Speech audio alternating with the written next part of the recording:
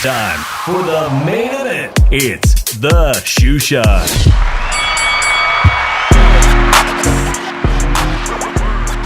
¿Qué onda, vatos locos?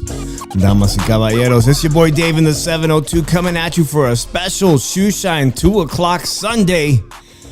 Quick thoughts. I didn't even tell anybody. I haven't called anybody. A very lazy Sunday afternoon, guys. In just about 2.5 hours, my Uber will be picking me up to take me to the T-Mobile Arena. Shout out to the crew coming out, Fonzie, and the rest of the gang that's going to be showing up to the T-Mobile Arena, guys. This has been the worst 2 days in boxing that I can ever recall consecutively. This is the worst Cinco de Mayo boxing weekend in my over 20 years of following the sport. Once upon a time, I did not live in the fight capital of the world, guys. I lived in the Bay Area, and I would come here religiously, Cinco de Mayo or Mexican Independence Day, and it's just all gone to shit in the past 48 hours. Saludos to JC, ringside reporter. You guys, I know, are going to have an incredible show at 3 o'clock. I'll be listening while I get ready. Shout out to Carlos M. I appreciate you for being here. Already a thumbs down for what? A thumbs down for what? I'm ready to... Fuck, I know so many of you guys would love if I just stopped covering the sport of boxing, and I hold on for dear life at times, thinking that this channel might get the recognition that it deserves, or that I might collaborate and then my channel will explode. But, I haven't given up. This weekend I've come this close to giving up and renaming my channel and starting a vlog about the best fucking buffets in Las Vegas. Seriously. I've come this close to it, guys. The past 48 hours have been the worst boxing. 11 matchups that have resulted in not a single knockout. We've had the 2025 upset of the year. Ryan Garcia's star, in my opinion, is done with. And what we witnessed on Friday night wasn't even worthy of the classic Friday night fights with Teddy Atlas on ESPN. It wasn't even that good. It was so bad. The start time, not a single noise heard from the 300 VIPs. The ridiculousness of having Ryan Garcia enter the Times Square ring in a fucking Batmobile with more security than the Pope. As if he was I talked about it in my very first show I put up on YouTube here, Ryan Garcia, the next Messiah, because he called himself the king. SB, thank you so much. Carlos says, I want to vlog about how people say Vegas is dying. Well, come on down, man. Come on down. We'll do it together. We could talk about just exactly how bad it is. Gail, saludos to Gail Falkenthal. Make sure you guys check out her incredible coverage. I appreciate you. I will be sitting in section 1. Gail, if you can somehow come up from press row in between, I know you'll be very busy, but I would love to finally take some pictures with you. And I urge everyone to follow Gail right here on YouTube and, of course, at nyfights.com. Very exciting. I'm coming in as a super fan, hoping that the saving grace of this entire weekend will be resting upon the pound for pound Mayo Inoue, the Japanese monster. I wanted to call him the Mexican monster, but no, we're not getting David Benavidez on Cinco de Mayo. We have to hope and cross our fingers that we're going to get Mayo Inoue with the stoppage, which is ironic because I'm Chicano, and I should be rooting for Cardenas to pull off. We just had upset of the year on Friday, Rolly Romero beating Ryan Garcia. I'll get to that in a second. Shout out to One-Eyed Willie. I appreciate you. What would really save this weekend for Mexican Independence Day is if Ramon Cardenas from Texas, the underdog of the century, obviously, is if he knocks out Mayo Inoue. That's right. That would save Mexican Independence Day weekend. Not if Mayo Inoue knocks out Cardenas, which is expected, as he's the heavy underdog, but if Cardenas somehow on Mexican Independence Day knocks out the, pound for pound legend in Mayo Inoue. Thank you, Gail. Yes, I'll do my best to run into you as well, or walk on down there. I know it's very exciting. And also shout out to Maestro. I believe a good friend of our show, Maestro, is covering the event down there too. Maestro Amilcar. That would be my saving grace if Ramon Cardenas can do the unthinkable and knock out Mayo Inoue. Now, for those of you that are just tuning in, watching me here casually, a big happy Cinco de Mayo. I hope you guys are having great Mexican food and fine tequilas and Coronas or Modelo. Last night, we went to a watch party here behind the strip at the Tuscan Casino, and it was a pretty lively crowd once the Canelo fight got underway. Two of the worst main events I've seen. Let's go really quickly. Sunday stream, it's going to be very short. Sin City Syndicate, I hope you're doing great in your recovery, my friend. Let's hear what Oscar De La Hoya said really quickly. Disrupting my vacation because I just have to speak on the 11 fights that I just saw with no knockouts. I mean, look, let's give credit where it's due. I think Rollies, congratulations. You came out and fought. Teofimo Lopez also put on Teofimo was one of these great fighters, actually the best fighter on that entire card in terms of skill set, in my opinion. He's, the ring 140-pound champion. He could, in my opinion, probably with the performance he put on, I think Teofimo has a good chance of cleaning out that division at 140 pounds. I don't advise him to move up to welterweight. He actually came to fight. Shout out to El Montes, Barboza. Arnold Barboza has been on my show. Been rooting for him. He finally got this opportunity, guys, and he just did not have that second gear. He did not have a plan B. He was stymied by the athleticism of Teofimo Lopez, and that was the only competitive, interesting fight. And it was not a great fight, but it was a very above par performance by Teofimo, reminding everybody he's got the skills. He's got the tool bag full of tools, and he executed it. And that was the only interesting thing that happened on Friday night. Oscar behind me, unfortunately, went 0 for 3. All three of his fighters. Hi, Mom Food. Happy Cinco de Mayo weekend. I love what you did last night on your channel. Everyone, make sure you support my girl, Mom Food, here on YouTube. We're watching Oscar De La Hoya respond to the past 2 days. His fighters went 0 for 3. Let's hear what he has to say. A great win. I'm happy for you. Really am. You're a nice kid. Teofimo was the only one that probably came out and try to entertain the fans with what he had. Teofimo being Brooklyn born. For Turkey, I really do. He's paying all this money to the fighters, okay, to turn out, to show up and fight and give the fight fans what the fans deserve, and those are great fights. Very important that we talk about this, guys. These are some of the highest paid fighters in the sport of boxing. Ryan Garcia, Devin Haney's been collecting $3 million per fight for several years now. Devin Haney's performance was so god-awful on Friday night against Fresno's Jose Ramirez, former 140-pound unified champion. It was so ass watching him run left to right, occasionally throwing a pot shot. Let me show you guys how bad that those two fights were, because the Canelo fight and the Haney fight were absolutely atrocious. In that fight, you could see total punches at the very bottom. 110 punches landed for an entire fight, 12 rounds. That just breaks down to 10 punches per freaking round. Sparring is more exciting than watching this. Devin Haney put on a snoozer. I literally wasn't even late, didn't have a big meal. I literally did start to doze off watching this fight. Let's listen to a little bit more of Oscar. Not just dancing around like Bill Haney and Devin Haney. I mean, my gosh, he was tagged a couple of times by Ramirez, and he just gets on his bicycle and just starts running for his life. Jesus. Anyway, he's done. Okay, Oscar alleges that Devin Haney's career is done.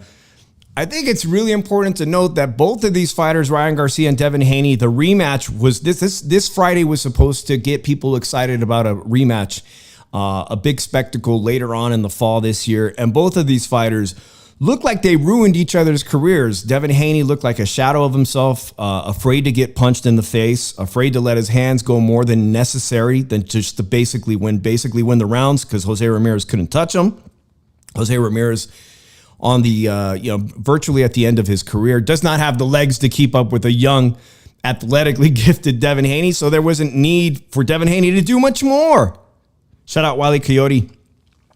One-Eyed Willie says, do you think where the fight was on the New York played a factor, Shoeshine? Absolutely, One-Eyed Willie. And I think I give credit to Showbiz. Showbiz made a great post today, just now earlier, about the size of the crowd. And it reminded me of COVID era, when we had fights here in COVID era during Las Vegas, which I believe Inoue came here and fought during COVID era. Some of the fights were staged with completely fake audiences on PBC and Top Rank with nobody but production. And those fights weren't very exciting. In fact, I had a good friend from San Jose at the time who fought during those COVID eras. Shout out to Andy El Tiburón Vences, who used to fight on Top Rank, now owns a gym in San Jose. He fought during the COVID fights without a crowd. Without a crowd to motivate you, without a crowd to boo you, without a crowd to get you guys going. And I think it's certainly added to, it was a contributing factor to the fact that the fights were very dull. Ridiculously dull, and turned away even turned away casual fans and turning away maybe hardcore fans, guys. And on paper, these fights weren't awful. They're not supposed to be bad. Ryan Garcia came in looking the worst I've ever seen him in his personal career. And we can really debate on Monday on the full-length episode of the Shoeshine recap. Was it mental health issues rearing its ugly head again? Was it the fact that he could not train with Eddie Reynoso and he went and trained with Derek James instead? Was it the fact that he's not on Ostarine anymore and he was tested completely up until fight night, not being on PEDs, performance-enhancing drugs, which is why he got that 1-year suspension? Could have been a combination of all three of those things. Let me remind you guys that Oscar De La Hoya 10 plus years ago found a kid named Vicious Victor Ortiz, who ended up becoming a champion, who 2 times in his career, literally at the end of the fight when he got his ass beat by Marcos Maidana, gave a speech in the ring and said, maybe this isn't for me. Maybe I'm not cut out for this. Ryan Garcia, in the middle of the fight on Friday night, his trainer asked him, just shy of slapping upside the head and said, hey, man, how you feeling? You feeling what's going on? You feeling all right? And Ryan Garcia did this shrug. I don't know.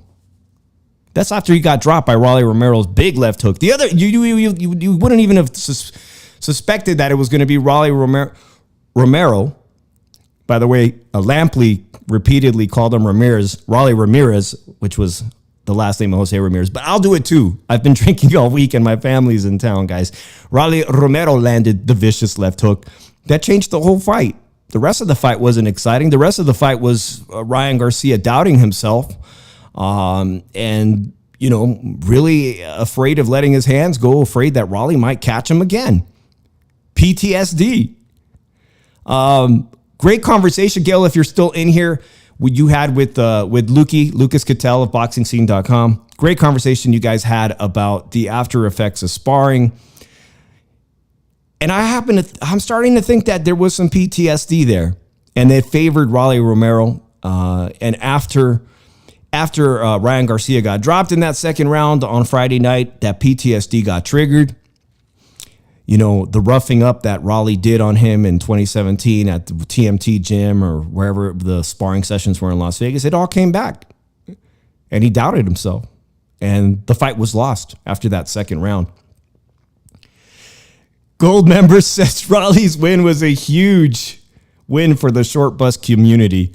Rolly is an eccentric character, but I think in the past year, he's really toned it down and he's finally sure. He handled himself really well in the post-fight press conferences. He's growing and he's maturing since I've been living in Vegas in the past 2 years. I think I'm really surprised by his maturity level. And also, Rolly had some speech impediment issues as a child. So I actually know some families who have children with speech impediment issues. And I think he's done very well for himself.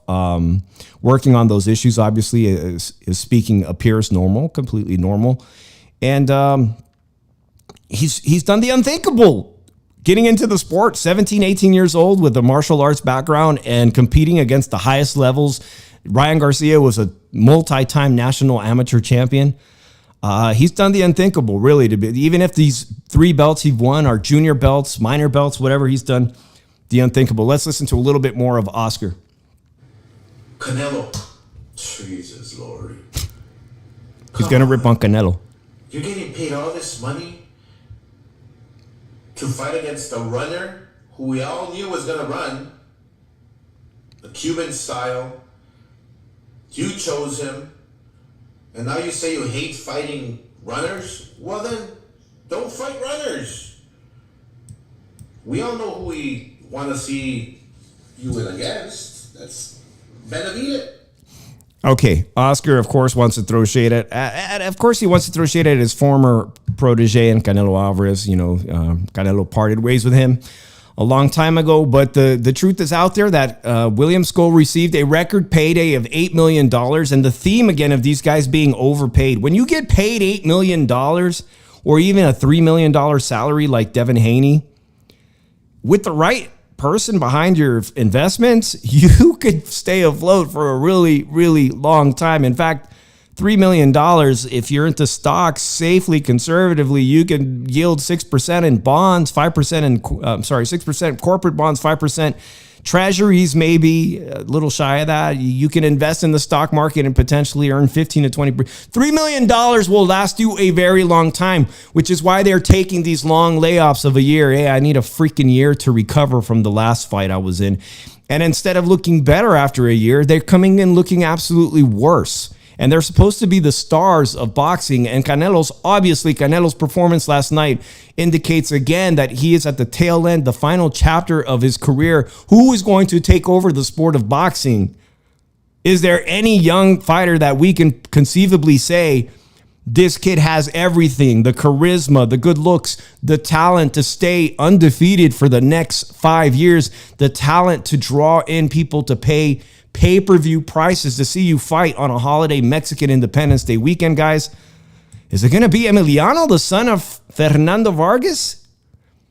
This is the reason why I got to get to the T-Mobile early tonight, guys, and that's because Emiliano's fighting early. He's fighting a guy from Spain, last-minute opponent. I looked into the guy from Spain's his record is full of guys with as high as 30 or 40 losses. It's unreal. I expect Emiliano to get a knockout. Hopefully they'll televise it on regular, but I don't think the ESPN card, the main event, is going to feature Emiliano. Could he be the next star? I mean, he's got the charisma, the pedigree from his father. He's a local Las Vegas kid. Could he potentially be an opponent for Rolly Romero in the next year? Will Rolly still be a junior welterweight champion? Who is going to take over the sport of boxing? Let's listen to a little bit more of the criticism, and we'll show you some of these numbers really quickly of Oscar De La Hoya. Of Canelo's fight last night, which I got to see at a watch party, guys, and it was absolutely horrible. It was the worst Canelo fight I've ever seen in my life. The only performance I've seen worse was when Julio Cesar Chavez Jr. fought Canelo Alvarez at the MGM Grand, which was a complete, I forget where that fight was. It was here in Vegas. I went to it. It was the worst fight I've ever seen, and that was because of Julio Cesar Chavez, who just could not let his hands go. Go up against Benavidez. Fight Benavidez. He won't run. What's wrong with that? It's a good fight. But it's sad. It really is. You know, it starts from the top, too. I mean, when you're fighting for the money and not legacy, every young fighter just follows that pattern. And it's not fair. It's not fair to the organizers, the people putting up the money, the promoters, you know, the fans especially. The fans want to see good fights. Let's go. By the way, guys, that's the Julio Cesar Chavez fight. I got to sit alongside of the Vargas family, and that's Emiliano, a full-grown man now, 21 years old, at the Canelo fight. Those were great fights. Those were great weekends right here in Las Vegas. It's raining right now. I've got all my lights on. It's Cinco de Mayo weekend. It's raining. It's humid. It's cold. This weekend has been a hot mess in Las Vegas. And I'm upset. I'm personally upset because despite a lot of people thinking that Turki Al-Sheikh is doing a great thing in boxing, to me, as a local Las Vegas resident, as someone who's looked forward to these weekends for over 20 years, I feel like he robbed it from us. Even including Canelo and his great plans, my family came to town thinking there was a fight weekend here. And they didn't they don't think there's value in going to the Inoue fight. They're not going to the Inoue fight tonight. Very expensive. There's other things people want to spend $200 per seat on.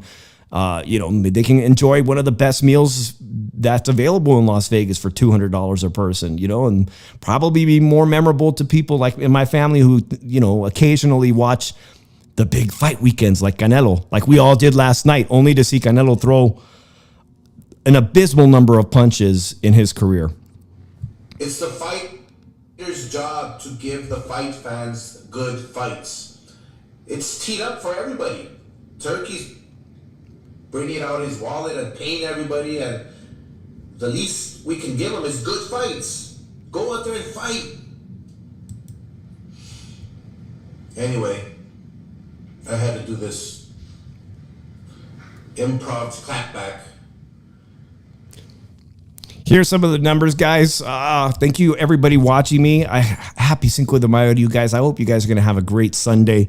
I'm going to go out on the town again one more time. Here are some of the abysmal numbers. And yet Canelo Alvarez, the scorecards were 116, 112. One judge had it a blowout, 119 to 109. One judge had it 115, 113, 7 rounds to 5. Now, I know William Skull, he did the classic Cuban school of boxing thing. Even more so than Erislandy Lara, that you could argue Lara, the Cuban fighter many, many years back, beat Canelo. In round 1, Canelo landed 0 punches to 1 punch by William Skull. Okay? Abysmal numbers, right? Canelo's jabs, nowhere to be seen. It gets better. It gets better. 5 punches for Alvarez in round 2. 3 punches for Alvarez in round 3, 4 in round 4. 3 punches landed in round 5. In the most exciting round, Canelo Alvarez landed 10 punches. Wile Coyote says, William Skull was running like a bitch. We need to have a conversation about scoring. Somehow Devin Haney, who, by the way, guys, I showed you the Haney thing. These 2 fights, Haney on Friday got the distinction of being in the worst 12. He actually, did he beat Shakur Stevenson record-wise? 170 punches landed to 40 for Ramirez. 110 punches total landed. And then you have Canelo, the undisputed, again, now undisputed champ, landing 111. I'm sorry, that's the same graphic. Nonetheless, they landed 1 punch more. Both of them the worst fights that we've ever seen on the Cinco de Mayo weekend. And Canelo was involved in one. Now, I get it. William Skull, he didn't really want to win. We saw Charlo get the opportunity of a lifetime fighting Canelo, and Charlo took a body shot, went down from it, and then decided, I just need to survive. I've got the tools. I've got the athleticism. I got the legs to run from Canelo for the rest of the night and not get knocked out. And just what we saw last night was a Cuban fighter, William Skull, getting the opportunity of a lifetime. Paulie Malignaggi said on his channel, I'm sick and tired of the happy to be here fighters. I'm happy to be here. William Skull was happy to take an $8 million payday and said, just let me get out of this fight without getting knocked out by the legendary Canelo Alvarez. He had the tools to keep away from him. He had the tools to land almost an identical number of punches, 55 to 56 punches. But somehow Devin Haney won his fight against Ramirez. Explain that to me, how Devin Haney, who again, only the 1 punch difference between the Canelo fight, Devin Haney was the clear winner against Jose Ramirez, who could not land anything on him because he wouldn't stop moving. Somehow Devin Haney is the clear winner, right? Okay. Well, they had the first piece of the equation on Friday go right when Devin Haney came up with the worst looking win I've ever seen next to a Shakur Stevenson performance, but Ryan Garcia didn't keep his end of the promise, and Ryan Garcia gets an embarrassing loss on his permanent record. An embarrassment. And now, to be honest, I see zero interest in Ryan Garcia and Devin Haney fighting this fall. Who really gives a? Wile Coyote, the fight starts at 5 p.m. tonight on ESPN Plus, and I believe following the Dodgers game, they wanted to tie in the great Otani on ESPN.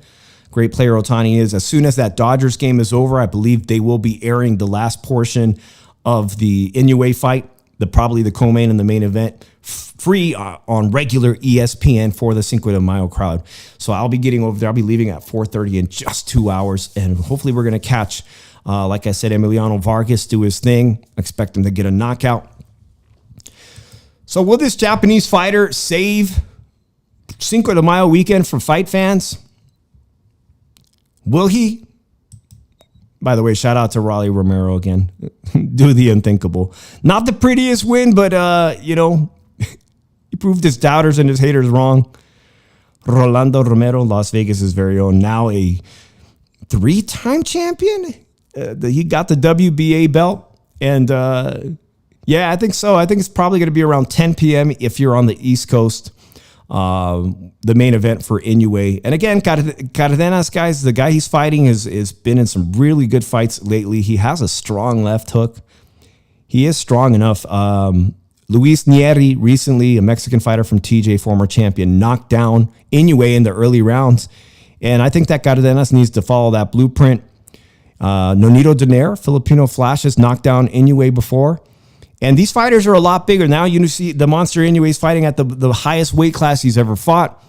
If you can land a good punch on Inoue, you might drop him. But can you finish? Can you make the adjustments to finish him? Which nobody has. Nobody has. In fact, if you do anything to Inoue, he just gets even more pissed off and fights with more ferocity.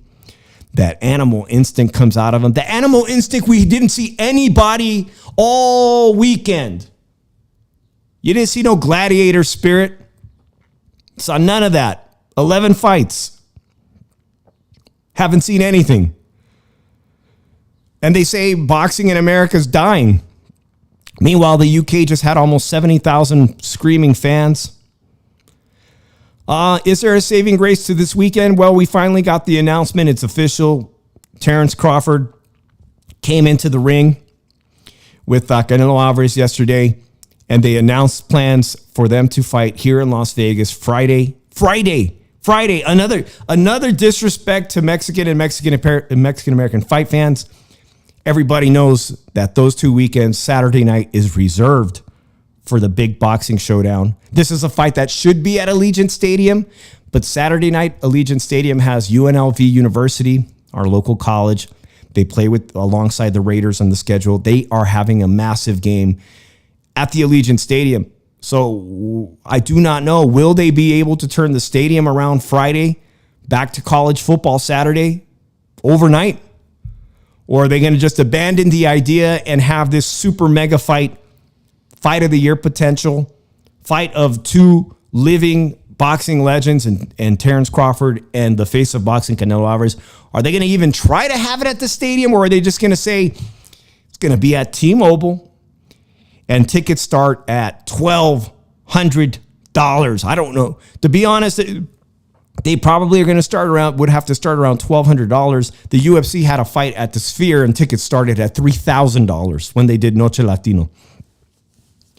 One-Eyed Willie says, what did you think about the ring bell that was valued in 6 figures that was presented to Canelo? All that stuff is glitzy and beautiful, and he can put it in his collection of belts so he can one day reminisce. Obviously, they look good. All of those belts are beautiful, you know. In fact, I know people that try to buy those belts as collector's items. So what does it mean at the end of the day? He's got so many belts. At this point, he should be thinking about legacy, as Terrence Crawford is. And seeing Terrence Crawford walk in there, guys, I think the weight gain, a lot of people have been counting and dismissing Terrence Bud Crawford out. At this point, with the performance Canelo gave last night, it's looking like a 50-50 fight. Terrence Crawford is going to be coming off an entire year of inactivity, but he is a gym rat. He trains with Bomac and the best team. I mean, he has the best guys helping him prepare for Canelo. His strength and conditioning is unreal. He looks strong as hell for 168, even though he's jumping 2 weight limits. We just saw Conor Benn in the UK against Chris Eubanks jump 2 weight limits, off the drugs, off the PEDs, and still not get knocked out by Chris Eubanks and give a hell of a close fight in front of 65 screaming UK fans. I think Terrence Crawford is going to be very successful, potentially maybe even pull off an upset. Maybe. From what we've seen Canelo do yesterday, his ability to cut the ring off, trap people, barely landing those body shots that used to be debilitating to other fighters, barely landing them against a fighter with good legs. Terrence Crawford's insane ring IQ, being able to switch sides. Don't count out Terrence Crawford.